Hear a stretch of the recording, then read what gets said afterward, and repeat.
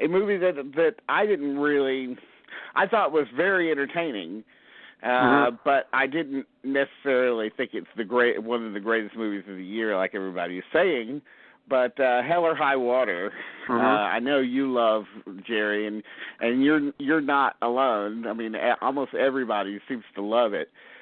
And so I'm kind of in the minority and trying to put a tamper on things and saying, look, it's nice and entertaining, it's good, but I don't think it's very deep.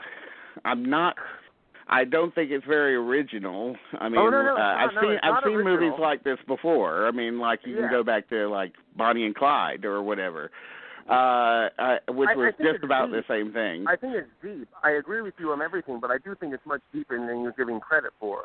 Why? Well, I think it's if you want to know what the election's about this year, this is what it's about. Well, I mean, I don't really see that in the movie. I mean, the movie is really. I mean, you have Jeff Bridges, the standard retiring lawman, has a complicated, complex case that could be deadly. He spends his last days on the force investigating it, and it does become deadly. Right. And there's a background thing of, the bankers and how evil they are, and they're taking our shit, and we need justice. There's that, but that was in Bonnie and Clyde. So I mean, there's nothing groundbreaking about this. No, there's nothing groundbreaking. But he does.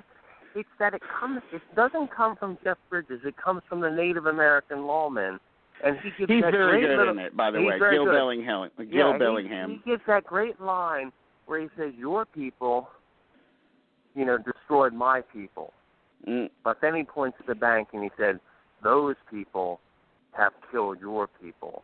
And that's really what this election is kind of about. Not just the bankers and so much, but it's about how should we say it, the white working class. And we can get into this later, and we might very well, given some of the other stuff I've watched and read in the last couple of weeks, but how the white working class has basically been decimated by the banks, even though they won't come out and say it so much. But this is a...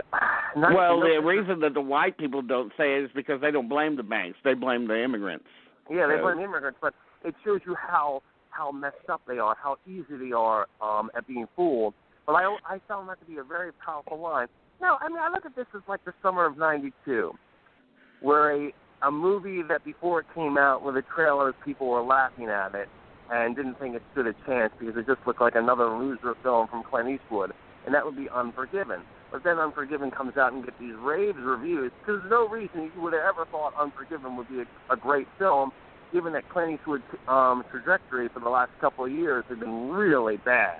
Pink Cadillac, The Rookie, several films.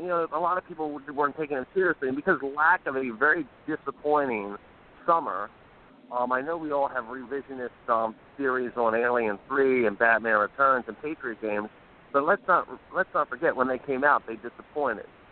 The most popular movie that summer was A League of Their Own. Okay, let's just keep that all in perspective right now.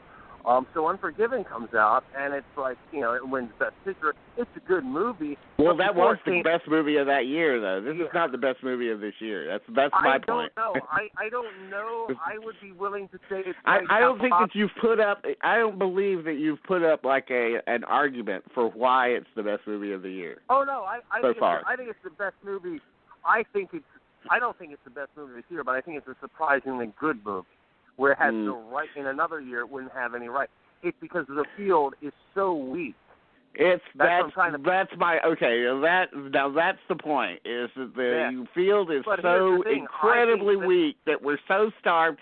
This is the sort of like happened last year with Black Mass. When Black Mass came out, everybody was like, "This is a great gangster movie, Oscar for Johnny Depp," and then you go see it, you're like, "What is everybody just?" Well, we were mistaken. But this is a lot better than Black Mass. I have to give you this is better, but it's just a piece of entertainment. It's not like a great movie. Now, having said that, I think The Nice Guys, The Lobster, and I think The Neon Demon is by far one of the boldest movies this year. But I do like this movie. I think it's a lot better than it has. In another year, we wouldn't even think twice about that. Well, now they're talking about a Best Picture nomination and all this kind of stuff, and I'm like, oh, I don't. No. That's not going to happen. Unfortunately, to me, it's like something like Extreme Prejudice or something like that. You know, like there's a lawman. You know, it's got a smart ass sidekick. And well, I don't want to get very spoilery, but the movie just hits a lot of beats that I've just seen before. Well, I don't know if you've never seen a movie like this before, then welcome to watching movies. Extreme Prejudice is the movie I would use. Extreme Prejudice is a film directed by Walter Hill that, for once and for all, exposes him as, my God, I really just wanted to be Sam Peckinpah when I grew up. Let's not.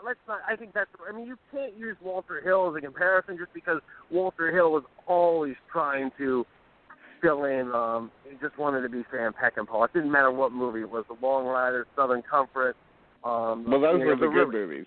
Yeah, those were good movies. But let's be honest. He wanted to be Sam Peckinpah. Well, to get back to Hell or High Water, I don't really. It's enjoyable. But I just wish people would keep their things in perspective, because... Let me say this, because I have not seen Hell or High Water yet. I really want to. And anytime I see scenes from it, I love the sound of the dialogue, first of all. Mm-hmm. I'm grateful that it seems like there's a literate movie out there. Yes. But one of my reservations is he's one of our best actors, but I am kind of so tired of seeing Jeff Bridges play the old Southern coot. With that same true grit kind of accent that he's carrying over. Yeah, and that marbles in your mouth kind of delivery, which I think also hinders a little bit Ben Foster's performance. And here's another problem I have with the movie. I don't really care too much. I'm not really given too much to care about in the two main characters in the brothers, because we don't really get to see them before they've launched their crimes.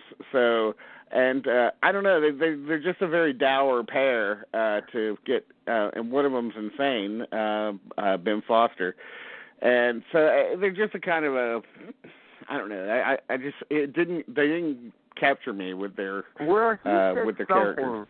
He said something to me that really struck me when he said to Chris Pine, he goes, I don't know, I've never been with anyone who's gotten away with anything before. And I found that to be a very powerful, because neither have I. I've never gotten away with anything before.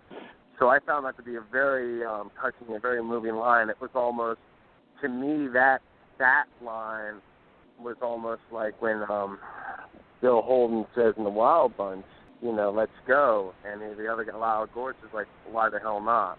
Why not, yeah.